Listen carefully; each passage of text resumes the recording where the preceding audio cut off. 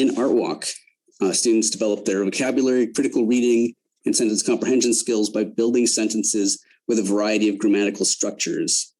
And as they progress, they'll work on a higher level vocabulary, longer sentences, and they'll have more segments to assemble.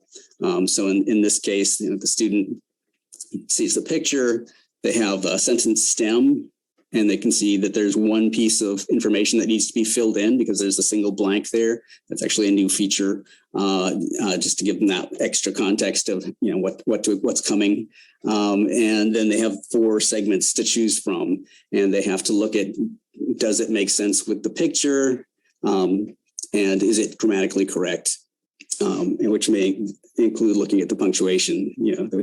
Sometimes the comma makes all the difference in terms of whether this is a grammatically correct ending. One of this is one of the exercises where we really made some significant changes because the original version was extremely long.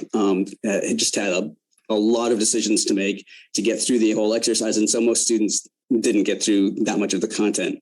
One of the big changes we made in Art Walk was in the earlier version, you might get anywhere from 2 to 5 segments to fill in anywhere in the exercise. And the number of segments to fill in is actually the biggest predictor of the difficulty of an item. So in the new version, you start off with just 1 or 2 segments to fill in, and then you work your way up to 5 segments in the highest level. So I think that this is going to help students get through more of the content, so they really see the richness of this exercise. Okay, and then we've added a variety of interventions. So in this exercise, we can identify if a student is struggling with a particular structure, grammatical structure, particular target structure for the exercise, and if that happens, they'll get just this little brief kind of tutorial with a voiceover explaining a little bit about the particular grammatical structure or the kind of the problem area that they're working on.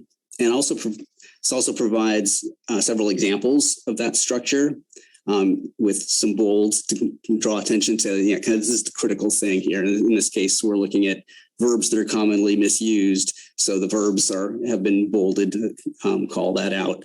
These are items that the student had previously missed. And now they're saying, okay, this was the correct answer for these 3 items, just so that they can have that additional context of like, oh yeah, there's a pattern here, and have the opportunity to learn that pattern before they go on to do another item of that type.